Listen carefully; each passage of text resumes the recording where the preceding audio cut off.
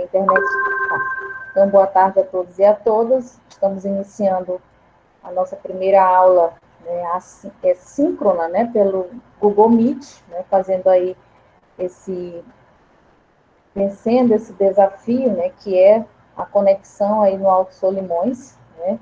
Então, como eu estava falando, eu estou aqui em Manaus, mas eu vivenciei, e eu retorno agora dia 21, né, desse mês, e eu vivenciei todo o período emergencial com a internet aí de Benjamin Constant. E eu sei como os desafios são enormes, né? Vocês podem abrir a câmera de vocês, tranquilo. E a gente percebe que o nosso principal desafio será esse. Então, vocês têm uma professora que compreende isso, porque eu vivencio isso aí, né, em Benjamin. E a gente vai usar essa plataforma aqui, mas não se preocupem, porque o principal recurso que nós vamos utilizar vai ser o WhatsApp, tá? Então, é uma obrigação ter pelo menos 10% da disciplina de forma síncrona, né? Que é pelo Google Meet, ou outra forma. Então, essa aula aqui, ela representa muito, né, para nós, porque é uma possibilidade de a gente interagir, pelo menos de forma virtual, mas é uma possibilidade, tá? De ver o rosto de vocês, de sentir, a gente tem essa bastante falta, né, e saudade, de certa forma, dos espaços presenciais, mas acredito na possibilidade do ensino remoto, né, quando ele é encarado de forma com muita seriedade, né, e respeitando a situação atual da pandemia com que nós estamos atravessando, a humanidade está passando por isso, então não teria como a gente colocar em risco a vida de vocês, a vida dos professores, a vida das populações do Alto Solimões. Então foi muito sensato a opção pelo ensino remoto no INC, né, respeitando as normas de biossegurança e a situação atual, né, com que o Amazonas vivencia e o Brasil vivencia essa realidade hoje. Então, o ensino remoto, ele traz essa possibilidade, né, então, principalmente no que diz respeito à busca da autonomia dos alunos. Então, vocês vão ter que buscar serem proativos, né, no sentido de eu ouvi muitos depoimentos no ERE, né, de que, quando eu trabalhei essa disciplina, que alunos diziam, professora, eu nunca tinha estudado tanto, né, como agora no ensino remoto emergencial. Então, o ensino remoto, ele exige muito mais a questão da autonomia e do sujeito proativo, né? De você buscar, de você baixar seus documentos, você fazer a leitura desse material. Então, as nossas aulas vão ser essa dinâmica, né? Eu vou apresentar o material numa semana, né, na segunda-feira, nas nossas aulas, e quando for na próxima aula, eu já vou cobrando a atividade que eu vou passar e vocês vão ter, de certa forma, uma semana para realizar. Então, a gente vai fazer o quê? Tentar trabalhar com a questão da qualidade no ensino, mesmo de forma remota. Então, a gente vai acreditar nessa possibilidade, que é possível estudar com qualidade, né, mesmo tendo uma conexão ruim, e mesmo sendo de forma remota, né? Então, são textos que vocês vão poder baixar de madrugada, né? Deixa lá o celular baixando, né? Não precisa estar acordado, deixa o celular baixando o vídeo ou o texto, né? E aí você tem a semana toda para desenvolver a sua atividade. Então, tirando 2 horas por dia, eu acredito muito nessa possibilidade. Então, é possível, né? A gente vivenciou isso no ERE, é possível fazer uma disciplina mesmo de forma remota, mesmo com as condições da internet no Alto Solimões. Então, a disciplina da educação de jovens e adultos, vocês podem também pedir para falar, né? Se quiserem, coloca aqui no chat, levanta a mão, pede a palavra, a gente vai fazer um primeiro diálogo, como eu dizia a vocês.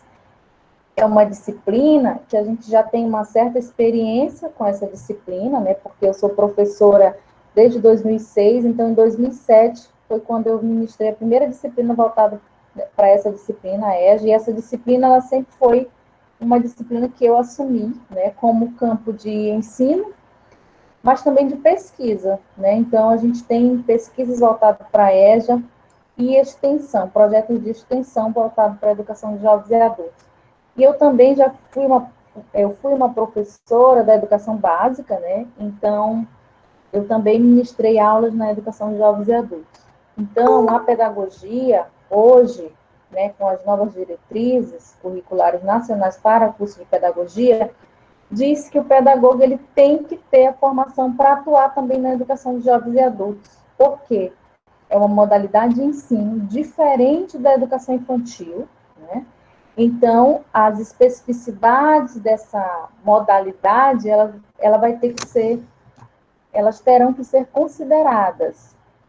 É diferente eu trabalhar com uma turma de crianças, é diferente de eu trabalhar com uma turma com jovens, adultos e idosos, né? Então, vocês vão ter que ter instrumentos, amparo teórico legal, né, domínio desse aparato para trabalhar com essa especificidade, né, que formam as turmas da EJA, né? Então eu coloquei aqui no chat é uma palavra, é uma terminologia, uma nomenclatura feminina, é da educação de jovens e adultos, então é da EJA, né, e não do EJA. Então, é uma especificidade, por isso que ela é chamada de modalidade de ensino, certo? Porque toda modalidade de ensino, aí o texto do Jamil Cura, ele traz muito bem isso, né? É porque houve um processo histórico de construção desse tipo de ensino de forma diferenciada, né? Então, há que se tratar essa modalidade, essas turmas, de forma diferenciada. E esse diferenciado não é tratar menos, não é tratar de forma desigual, né? Não é tratar de forma com inferioridade, com preconceitos, porque são pessoas que não tiveram acesso à escola no período da sua vida ali que a gente considera, né, dentro da faixa etária, né, que equivale à educação básica. Então, eles não tiveram acesso à escola, né, seja por N motivos. Ou então, quando tiveram esse acesso à escola, ela tratou de excluir, seja nos processos pedagógicos, seja nos processos avaliativos, seja nos processos realmente de quando eles se inseriram naquele momento, se você conversar com um avô, com uma avó, com um tio, às vezes até com os pais, né, que não tiveram essa oportunidade, tiveram que optar pelo trabalho, essas justificativas, essas histórias vão aparecer muito, né, porque foi muito forte o processo de exclusão dessas pessoas quando, em algum momento, tentaram adentrar esses sistemas de ensino. Ordex, você quem é o Aleph, você quer fazer Professora, Pode fazer uso. Não, professora, é que eu só ia pedir para a senhora falar mais compassadamente, mais lentamente, porque corta muito, entendeu? Ah, tá. Tudo bem. Ok. Falar Obrigado. mais devagar, né? Isso. Certo. Tá. Obrigado. Tomara que na gravação saia sem cortes, né? Mas tudo bem. Ok, então. Então, por isso que eu pedi para vocês formularem uma pergunta, né, a partir do primeiro texto do Jamil Cury, devido a essa preocupação que a gente tem, né, em trabalhar a educação de jovens e adultos no processo de formação do pedagogo.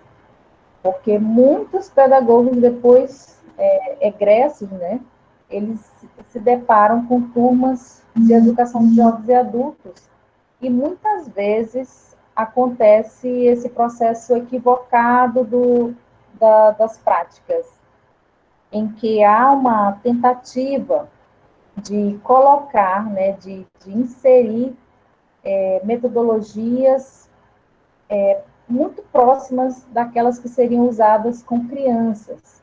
Então, imagina um jovem, um adulto ou um idoso lá, estudando, né, e o professor trabalhando com musiquinhas infantis, né, infantilizando a sala de aula, né, nesses espaços da EJA. E não porque ele seja algo que ele faz isso, né? Mas é um processo, às vezes, até inconsciente mesmo. A gente acaba fazendo porque o processo de formação desse profissional não deu conta de inserir essa modalidade de ensino. Tá? Então, a pedagogia que eu estudei, né, de 99 a 2003, ele não tratou desse público, né? Então, eu não tive a disciplina Educação de Jovens e Adultos. Então, vocês estão no currículo novo, né? Bem mais atual, que conta com essa disciplina e que a gente percebe realmente essa necessidade de ter essa disciplina voltada para jovens e adultos, né? Como trabalhar com esse jovem e adulto, como o pedagogo trabalha com esse público. Então, e principalmente porque no sistema de ensino, nessas etapas da EJA, o pedagogo é o responsável para formar nos anos iniciais, né? Então, ele trabalha com a educação infantil, nos anos iniciais e com a gestão. Então, qual é o campo do pedagogo? O campo de atuação é com as crianças, né? Da educação infantil, dos anos iniciais e da gestão. Porém, existem jovens e adultos aqui, em turmas da EJA. Então, nos anos iniciais, os professores, os pedagogos, é um campo de atuação do pedagogo atuar com essas turmas dos anos iniciais voltada para a EJA. Tá, eu compreendo essa questão dos dados móveis, né, que o colega está colocando aqui, né, até que horas? Vamos tentar por aqui a gente ter no máximo meia hora de atividade aqui pelo Google Meet, porque meia hora conectado realmente é muitos dados móveis aí, né, que a gente não consegue ficar até o fim. Mas vamos tentar essa aula aqui, pelo menos meia hora de atividade, depois a gente vai para o grupo, tá? Então, e vocês podem ir fazendo as perguntas de vocês, certo?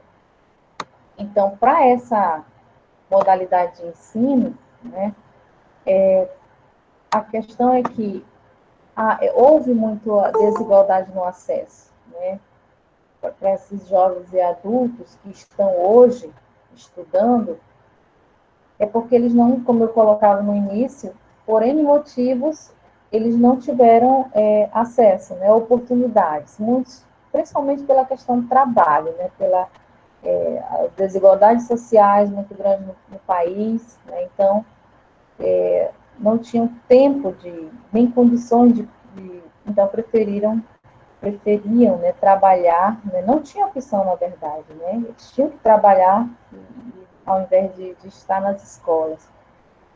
Então, os motivos são muito fortes, né, e principalmente pela questão do trabalho. E se a gente for fazer um levantamento, né, nas taxas de analfabetismo no país, a gente vai observar as enormes taxas em determinados períodos históricos e como que o poder público, questão da nação mesmo, né, não houve muita preocupação com isso, certo? Então, geralmente, o poder público era um trabalho muito mais voluntário, né? Então, muito mais voluntário do que uma política pública séria para esse trabalho com a educação de jovens e adultos, né? Então, houve um processo, como o Jamil Cury coloca lá, a educação não chega para todos, né? Não chegando para todos, representa hoje esse enorme quantitativo ainda de pessoas sem o pleno domínio da leitura, da escrita e do cálculo, né? Então, se a gente for fazer um levantamento, nível de IBGE, né, no Brasil, no estado do Amazonas, em cada município do Alto Solimões, a gente vai perceber o quantitativo significativo de pessoas de 15 anos ou mais, né, que não sabem ler e escrever, né, que não têm esse pleno domínio da leitura, da escrita e do cálculo. Então, a EJA hoje representa essa possibilidade, como o Jamil Cury vai dizer, do acesso ao direito à educação. Então, qualquer cidadão hoje, né, com 15 anos ou mais, ele pode chegar numa escola e exigir a sua matrícula numa turma da EJA, porque é um direito público subjetivo de cada cidadão, de acordo com a Constituição Federal de 88, né, e reiterado na LDB de 96. Então, é um direito para as pessoas que não tiveram acesso à escola, né, em tempo regular, né, na idade certa, que eles colocam. Então, é um direito público subjetivo para qualquer cidadão, né. Então, vocês percebem aí que todo pedagogo ele tem que ter esse domínio dessa modalidade para poder atuar com esse campo de atuação. Aí eu coloco aqui, se alguém tem alguma pergunta, né, voltada para esse primeiro momento, voltada para a EJA, para esse primeiro texto. Realmente a internet não ajuda muito, né, está travando muito, né? Tá. Então, ok. Alguém gostaria de fazer alguma colocação, alguma pergunta? Eu verifiquei aqui nas atividades de vocês, né? Nas atividades, deixa eu buscar aqui algumas perguntas, né, que eu pedi para refazer. Aí o Gil que perguntou qual a importância da EJA para a sociedade atual. Eu acredito que é justamente fazer valer um direito público, né, com acesso à educação escolar. Então, como eu falei para vocês no início, qualquer pessoa, ela tem esse direito, a partir de 15 anos, de exigir educação escolar de qualidade. Tá? Então, a importância é esse, eu acho que é reparar há uma dívida social, né, e pedagógica com essas pessoas. Exatamente, né? O seu Clóvis é um professor, né, da UFAM, ele foi aluno da EJA, né, então ele não teve oportunidade, se vocês conversarem com alguns dos membros das famílias de vocês, vocês vão perceber, né, por que o senhor não teve a condição de estudar, por que o senhor não estudou quando era criança, eles vão contar as histórias. Então, a educação escolar realmente, por conta dessas histórias, ela nunca foi tratada como uma política pública séria, né? Porque se assim o fosse, não haveria esse total de pessoas não alfabetizadas, né? E não somente isso, mas principalmente também, que a gente chama de tempo de escolarização. Se a gente for analisar e fazer um levantamento, qual é o tempo de escolarização dos adultos, por exemplo, da Atalaia do Norte? Quanto tempo eles estudam, né? Estudaram? A maioria, se você for olhar o IBGE, não passa de 4 anos, tá? Então, há uma média muito baixa de tempo de escolarização, né? Então, quando não é analfabetismo, né, pessoas não alfabetizadas, há muito forte o analfabetismo funcional, chamado, né? Analfabetismo funcional. Não sei se vocês já ouviram falar, com certeza sim, né? Jéssica, você poderia falar o que é o analfabetismo funcional? Está com o microfone ligado, pode falar. Geisa, né? Geisa. Macedo Macário.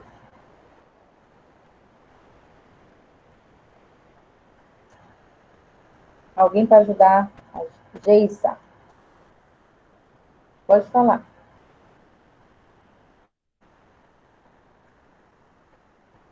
Rainica, Xavier, alguém, então, que esteja aqui para falar o que é analfabetismo funcional?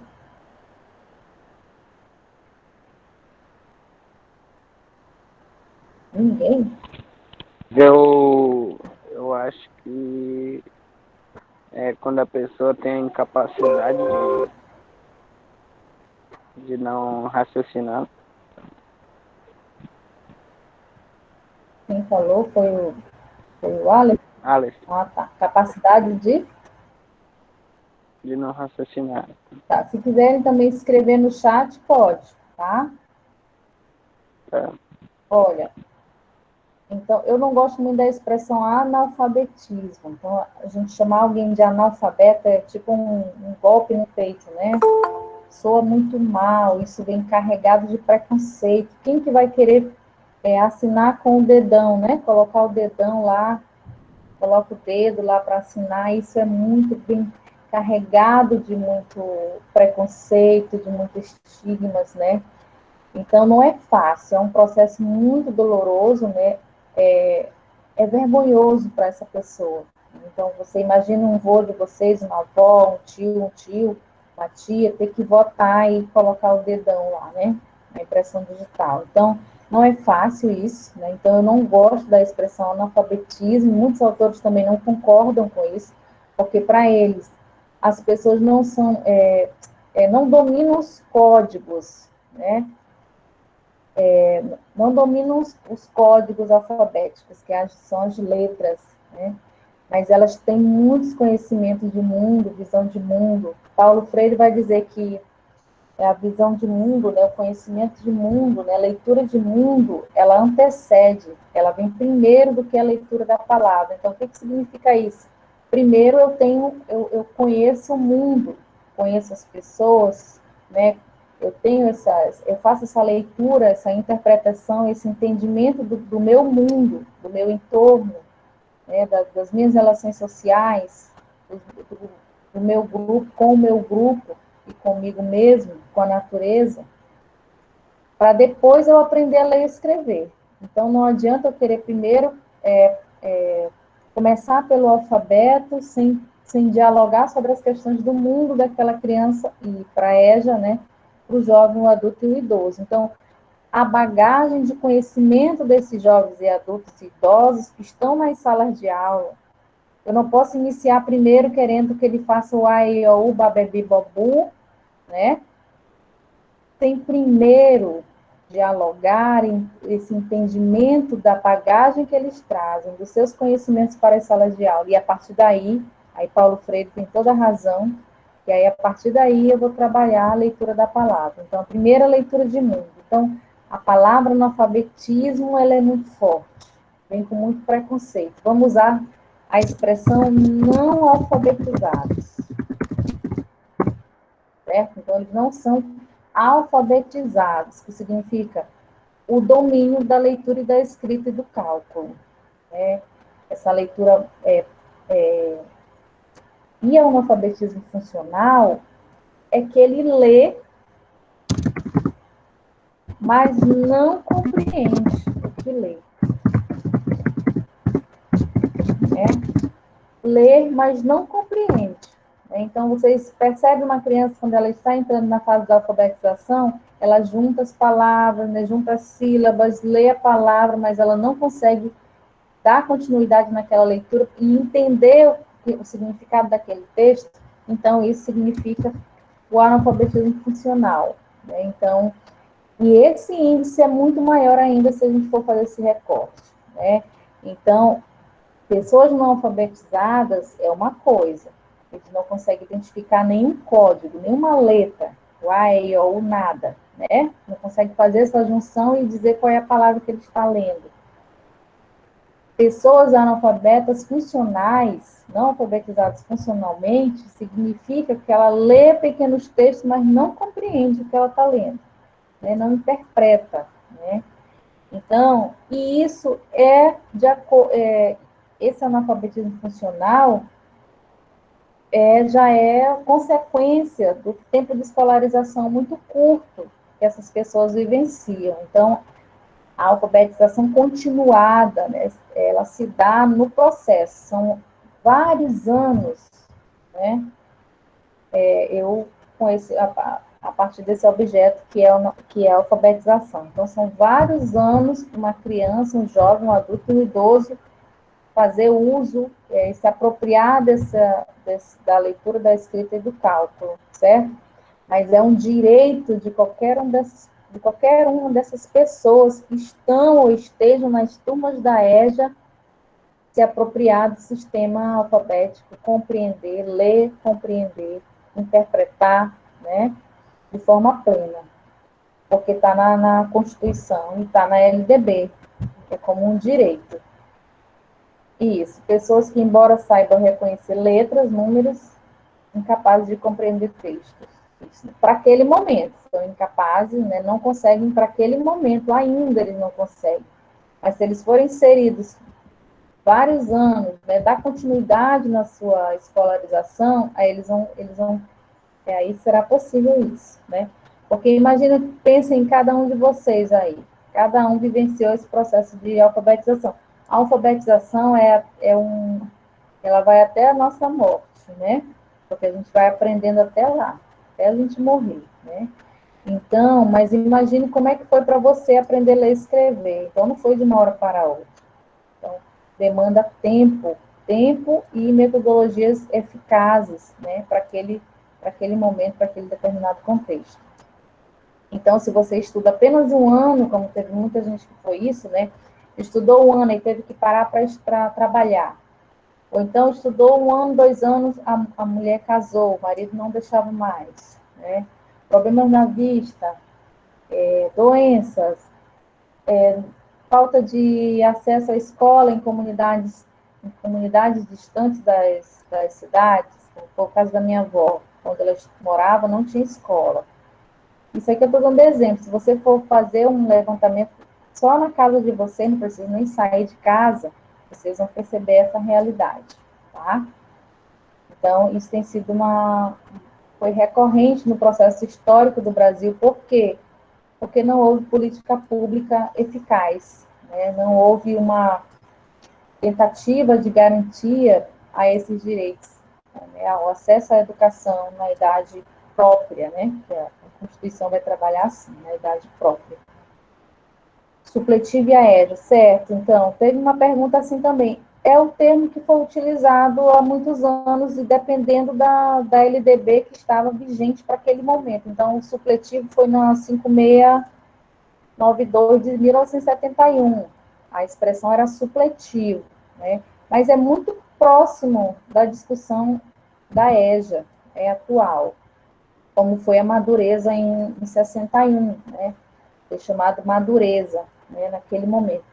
O Jamil Cura, ele faz uma crítica, né, para esses momentos, porque para ele, quando era madureza principalmente, não houve houve mais um trabalho mais voluntário, né? Não houve uma política pública realmente que tratasse esses professores, né? Que trabalhavam com essas turmas, com esse público, né? Uma política pública implementada de forma eficaz. Então, ficou muito um trabalho voluntário, né? Se você sabia ler, tinha até comerciais na TV, né? Você vai fazer um levantamento, no próximo texto que a gente vai ler, se você sabe ler e escrever, você adote mais uma pessoa para você ensinar. Então, isso por quê? Porque no Brasil, no início do século XX, né, houve essa luta, essa busca pela industrialização, pela modernização, e aí percebeu-se que isso só se daria pela via da escola e da educação, né? Então, se você educar a sua população, você vai conseguir a produtividade no mundo do trabalho, e o país vai alavancar, né? A industrialização, né? O sonho do mundo moderno, contemporâneo, chegando. E quando foram observar, o Brasil estava muito aquém dos outros países, que já tinham um índice muito elevado de pessoas alfabetizadas. E o Brasil foi uma vergonha nacional, né? Mais da metade dos brasileiros não eram considerados pessoas não alfabetizadas, né? Então, houve uma corrida contra o tempo para que diminuísse esses índices, né? O Brasil, ele assinou acordos, ele foi obrigado a assinar acordos internacionais para dar conta de diminuir esses índices, que era vergonhoso, é preocupante, né? Não ter uma política pública séria. E aí foi quando houve essa corrida, né?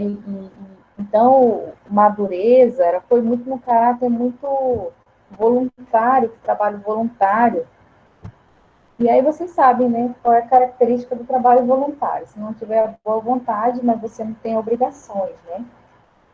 Então, tinha muita campanha, né? A alfabetização foi encarado como o analfabetismo como uma doença, né? Então, era erradicar o analfabetismo. A palavra erradicar vem da área da saúde, né? Como a gente erradica uma doença. Então, mas voltado para a área da educação como uma política pública eficiente, né? Que desse com recursos destinados a isso, não foi um processo fácil. Então, por isso, hoje a gente chega nessa triste realidade de que muita gente ainda dentro desses parâmetros, né? Ou analfabetos, né? Não alfabetizados, ou tentando alfabetismo funcional. Então tá, o que mais? Para a gente estar fechando, vamos ver aqui, teve outra pergunta aqui da France. A educação infantil está ajudando a criança? Ah, não, essa daqui eu pedi para refazer, porque não é educação infantil. O José Manuel, a educação de jovens e adultos é um direito tão importante e, ao mesmo tempo, muito valioso para a nossa sociedade. Correto. Diante dessa situação, por que será que a EJA é um direito muito importante para a sociedade atual? Deu uma repetida, né, na pergunta, eu pedi para refazer aquelas perguntas que foram reformuladas de forma muito geral, né, muito generalistas, mas sem trazer o conteúdo do texto lido, tá? Aí, porque a EJA é um direito importante no Brasil, né, a gente já tratou disso, né, justamente porque é a possibilidade de colocar em prática, né, colocar em prática a educação como um direito para aquelas pessoas que não tiveram oportunidades na idade própria, conforme a legislação.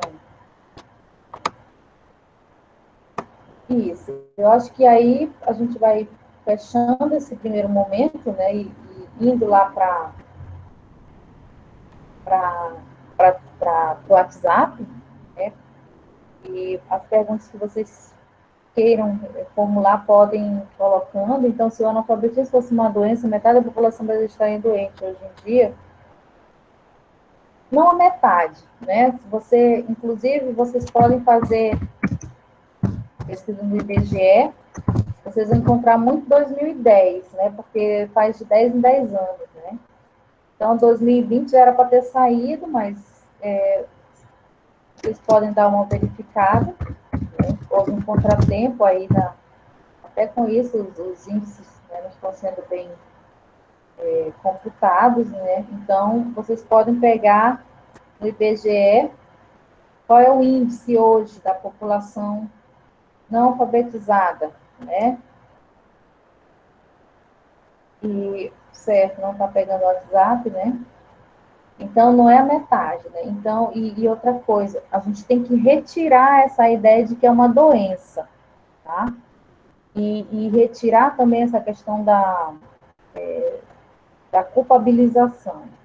Então, houve um sistema de ensino muito excludente, tá?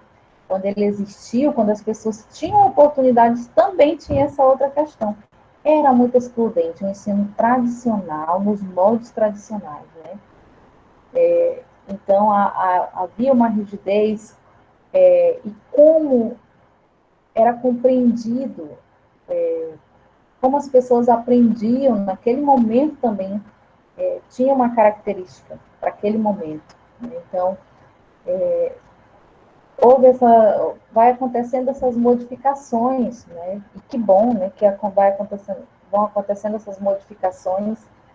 Então, como vocês conhecem, né? O sistema, a tendência tradicionalista, ela deixou né, muito para muitas pessoas ela não foi eficiente, né? Embora muita gente tenha aprendido a ler e escrever, nós somos fruto desse sistema tradicional, né, de ensino, da tendência tradicional, né? Mas hoje ela não cabe mais, né? Então, Se há essa tentativa, essa persistência na teoria tradicional, a gente percebe que os fins não são muito benéficos, né? Não é muito viável, né, para a atualidade. O que mais, gente? Eu acho que a gente já pode estar encerrando. Vocês colocaram direitinho todos que estavam aqui na reunião? Deixa eu fazer uma foto. Vou fazer uma foto para a presença, tá? Vocês podem abrir as câmeras de vocês aí, e aí eu vou pegando aqui a presença de vocês.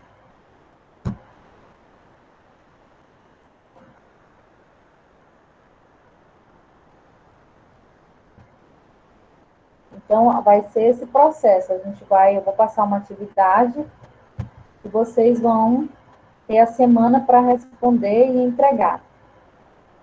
Sempre às segunda até 11 da manhã, ok? Segunda-feira, 11 da manhã é esse prazo. Porque senão eu não tenho tempo hábil para pegar e sistematizar e colocar isso para dar o retorno para vocês. Tá ok? Paula, tem alguma pergunta, alguma colocação? Paulo, levantou a mão. Paulo, pode falar.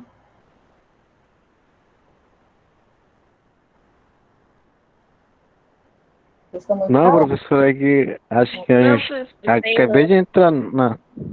Sim, uns que faz uns 10, máximo uns 10 minutos que consegui entrar. Certo. E aí, você tem alguma pergunta, alguma colocação?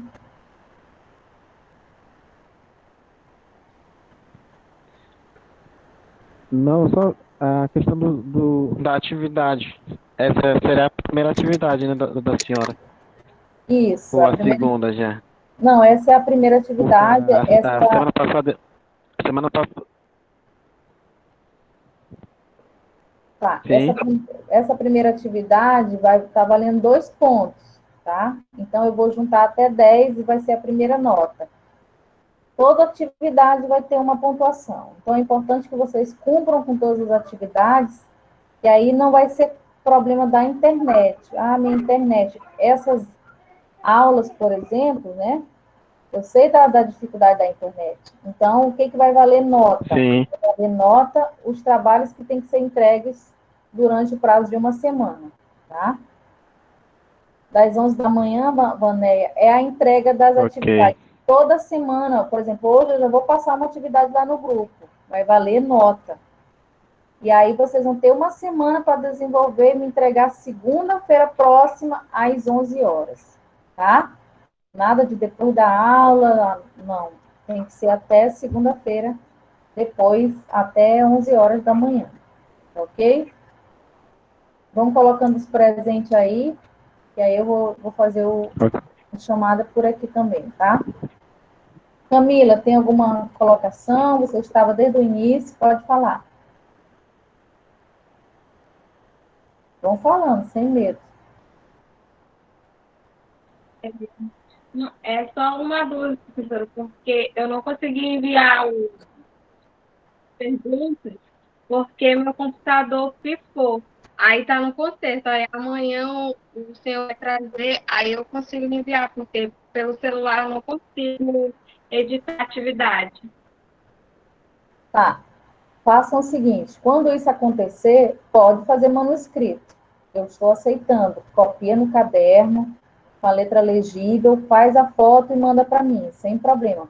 Por enquanto, eu estou aceitando. Essa primeira atividade dá para aceitar. A próxima, que será o resumo do material, aí eu vou querer digitado. Aí vai ser em dupla, tá? Então, um dos dois vai ter que digitar para poder entregar, tá ok? Jardel. Tá ok. Pode falar, Jardel. Obrigada. Sua vez.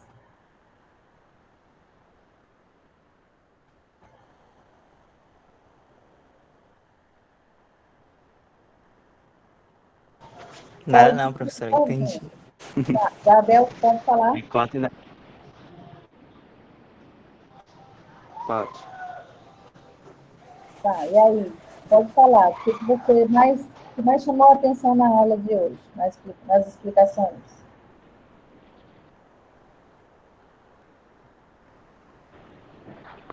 Sobre o alfabetismo funcional. Que eu não.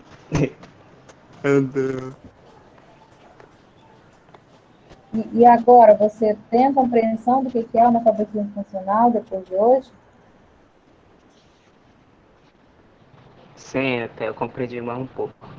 Eu não sabia bem, bem, porque até eu mesmo tenho uma dificuldade assim de compreender as palavras, assim, decorar textos, coisas assim. Tá. Mas assim, ó, não é decorar o texto, certo? Então, assim, vocês já não estão mais no analfabetismo, Compreender. vocês já avançaram essa parte, né? Vocês não, já estão no ensino superior. Ler e compreender textos simples, certo? São textos simples, tá? Então, vocês já estão no outro nível já, tá? Isso aí, Jardel. Gilker, quer falar alguma coisa? O que mais chamou a atenção na aula de hoje?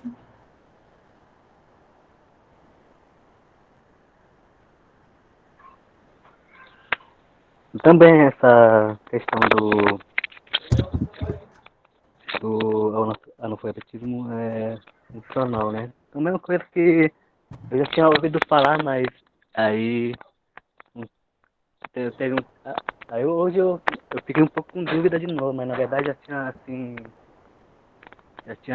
feito um trabalho sobre acho que no segundo período, né? Em alguma disciplina, mas não lembro qual é. Então hoje pude compreender novamente, né? E aí eu pude relembrar um pouco também do que já tinha estudado, né? Então foi assim, mesmo eu entrando acho que um pouco atrasado e também não pude acompanhar muito bem também, mas assim, pude compreender assim bem o conteúdo de hoje, né? Também a conexão também não deixa muito, né? Mas é isso, né? Foi proveitoso assim mesmo com a conexão um pouco não é muito boa, né? Obrigado. Tá certo. A gente vai ter um pouco dessa dificuldade, né? Mas fazendo as leituras e tirando dúvidas lá no grupo, a gente vai avançando. E Tassiara Araújo, quer fazer alguma colocação, Tassiara?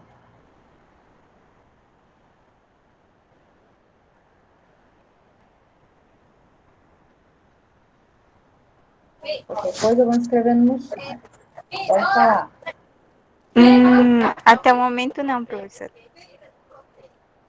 Tudo compreendido, Tassiara? Até agora? É que eu fiquei um pouco com dúvida, porque eu já entrei já no final já. Certo. Então, tá. Qual é a sua dúvida principal?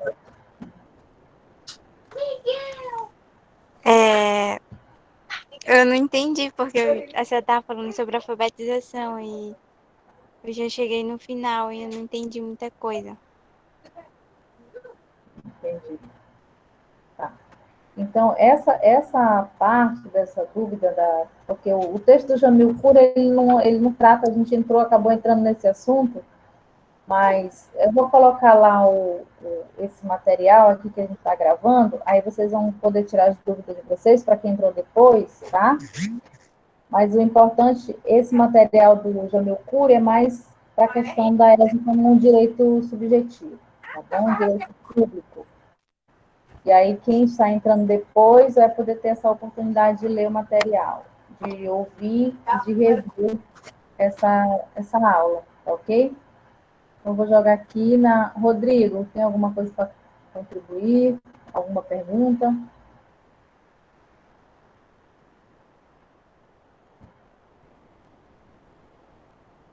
Não, professora, não. Por enquanto, não. Tá certo. Então, tá, gente.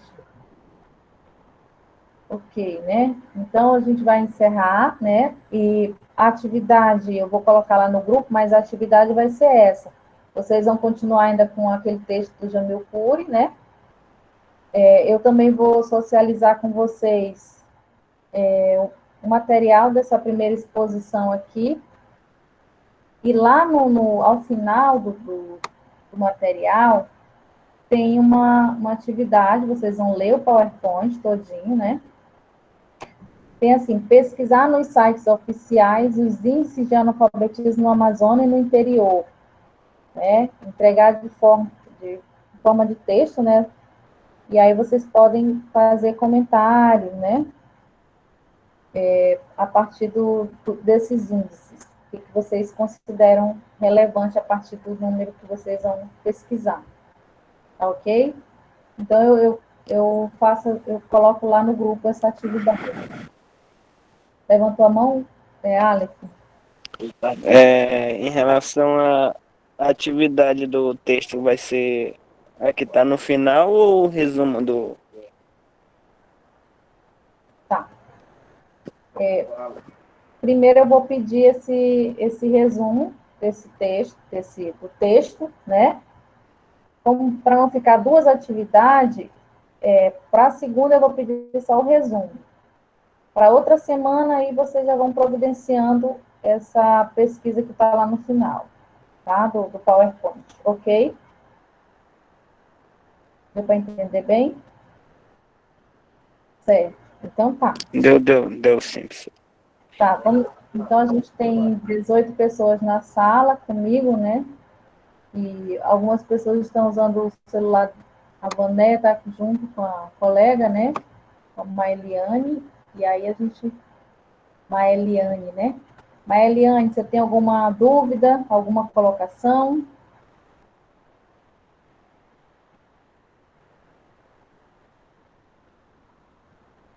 Foi o final.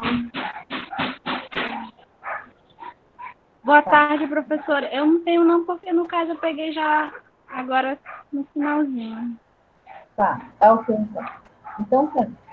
A gente vai estar encerrando, tá? Boa tarde a todos. Vamos continuar nos cuidando, resistindo. Tá? Com fé a gente vai sair dessa. Tá? Boa tarde a todos. Vamos continuar lá no Zap. Tchau, tchau.